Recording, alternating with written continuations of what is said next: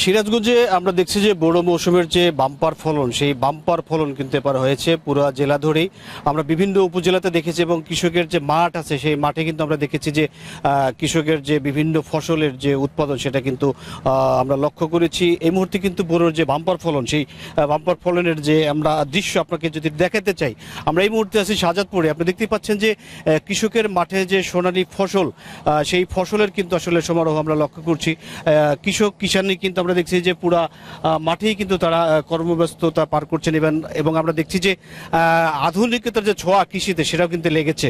তো আমরা একটু কথা বলতে চাই একজন কৃষকের সাথে। আপনি একটু বলবেন যে আসলে আগে কেমন উৎপাদন হতো আর এখন আপনারা বড় মৌসুমে কেমন উৎপাদন করছেন এবং কি কি জাতের ধান উৎপাদন করছেন?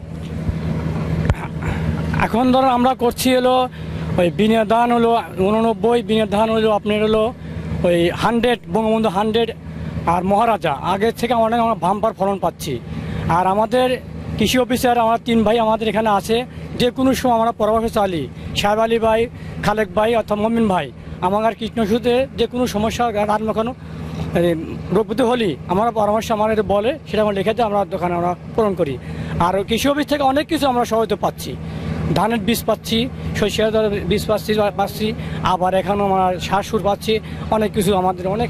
আপনি শুনছিলেন যে আসলে কৃষক আমরা দেখছি যে বিভিন্ন সরকারি যে প্রণোদনা, সেই প্রণোদনার প্যাকেজে আমরা দেখছি যে তারা কিন্তু বেশ সহযোগিতা পেয়েছে এবং বিভিন্ন যে জাত, নতুন নতুন উদ্ভাবনের যে জাত, সেই জাতের কিন্তু আসলে সুফল পেয়েছে। আমরা বিভিন্ন কৃষকের সাথে কথা বলে যেটা জেনেছি যে কৃষকরা জানিয়েছে যে কৃষি অফিস তাদের যে সার্বিক সহযোগিতা, সেই সহযোগিতা করার জন্য কিন্তু ফসলের যে উৎপাদন সেটা কিন্তু কয়েক গুণ বেড়েছে। তো আমরা একটু কথা বলতে চাই শাহজাদপুরে যিনি উপজেলা কৃষি কর্মকর্তা রয়েছেন।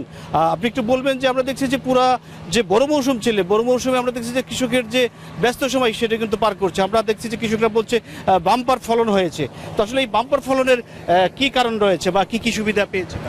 ধন্যবাদ আপনাকে। চলতি 2023-24 অর্থ বছরে শাহজাদপুর উপজেলায় 22,680 হেক্টর জমিতে আমাদের ধান রোপণ করা হয়েছে এবং আমরা শতভাগ আমার সাফল্য অর্জন করেছি। আপনারা ইতিমধ্যে দেখতে পাচ্ছেন যে কৃষক খুব ব্যস্ত সময় পার করতেছে তাদের ধান কর্তন নিয়ে, এবং আমাদের শাহজাদপুর উপজেলায় এই অর্থ বছরে কিন্তু বাম্পার ফলন হয়েছে। এক্ষেত্রে আমাদের উপজেলা কৃষি অফিসের সকল কর্মকর্তা, বিশেষ করে আমাদের মাঠ পর্যায়ের উপসহকারী কৃষি কর্মকর্তাগণ, তারা সবসময় নিরলসভাবে কৃষকের পাশে ছিল এবং আমরা কৃষকদের নিয়ে উঠান বৈঠক করেছি, আমরা এসওদের নিয়ে উদ্বুদ্ধকরণ করেছি এবং তারা আবার কৃষকদের বিভিন্ন গ্রুপে নতুন যে জাতগুলো রয়েছে সেই জাতগুলো কিন্তু কৃষকদের করার জন্য অনুপ্রাণিত করেছে। এছাড়াও আমরা সরকারের প্রণোদনা কার্যক্রমের আওতায় এবং বিভিন্ন প্রকল্পের প্রদর্শনী হিসেবে আমরা কিন্তু নতুন জাতের ধান, যেমন আমরা বিধান 89, বিধান 92, বিধান 100, বিধান 105, এই জাতগুলো কিন্তু আমরা ইন্ট্রোডিউস করেছি, যেখানে কৃষকরা আগে হয়তোবা বিঘায় সর্বোচ্চ 14 মণ 15 মণ ধান পেত, সেখানে কিন্তু আমাদের কিন্তু একটা স্লোগান হয়ে গেছে, সেটা হচ্ছে প্রতি ডেসিমেলে 1 মণ।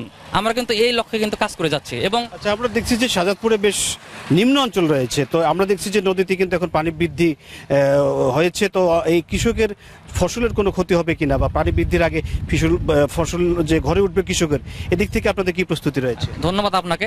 আমরা কিন্তু শাহজাদপুর উপজেলায় ইতিমধ্যে কিন্তু 30% ধান কিন্তু আমরা কর্তন সমাপ্ত করেছি এবং যে ধানগুলো রয়েছে এগুলো আমরা আশাবাদী যে আগামী 5 থেকে 6 দিনের ভিতরে আমরা কর্তন সমাপ্ত করতে পারবো। আপনারা ইতিমধ্যে দেখছেন যে আমাদের সরকারের কৃষি বান্ধব সরকারের যে একটা কৃষকদের প্রতি উপহার কম্বাইন্ড হারভেস্টার, যেটা আমরা কিনা 50% ভর্তুকি কৃষকের মাঝে বিতরণ করেছি, সেই কম্বাইন্ড হারভেস্টারের সুফল কিন্তু কৃষকরা কিন্তু পেতে শুরু করতেছে। হ্যাঁ, আমাদের শাহজাদপুর উপজেলায় অলরেডি 35টা বিভিন্ন কম্বাইন্ড হারভেস্টার কিন্তু চলমান রয়েছে এবং সেই কম্বাইন্ড হারভেস্টারগুলো কিন্তু রীতিমতো রাত 3টা পর্যন্ত কিন্তু কাজ করে যাচ্ছে এবং আমরা আশাবাদী যে আগামী 5 থেকে 6 দিনের ভিতরে আমরা শতভাগ ধান শাহজাদপুরে কর্তন করতে সক্ষম হব। আপনি শুনছিলেন, আমরা দেখছি যে কৃষকের যে সহযোগিতা এবং কৃষক যেন দুর্যোগ মুক্ত এবং কোনো প্রাকৃতিক দুর্যোগ হওয়ার আগেই তারা যেন মাঠ থেকে তাদের ফসল ঘরে তুলতে পারে এমন সহযোগিতা করে যাচ্ছে কৃষি অফিস। তারপরেও আমরা প্রান্তিক কৃষকের সাথে কথা বলেছি, তারা যেটা জানিয়েছে যে এবার বড় মৌসুমের যে বাম্পার ফলন হয়েছে সেই বাম্পার ফলনে আসলে তারা খুশি। তো সিরাজগঞ্জ থেকে আমার কাছে এই ছিল বড় বাম্পার ফলনের সর্বশেষ অবস্থা।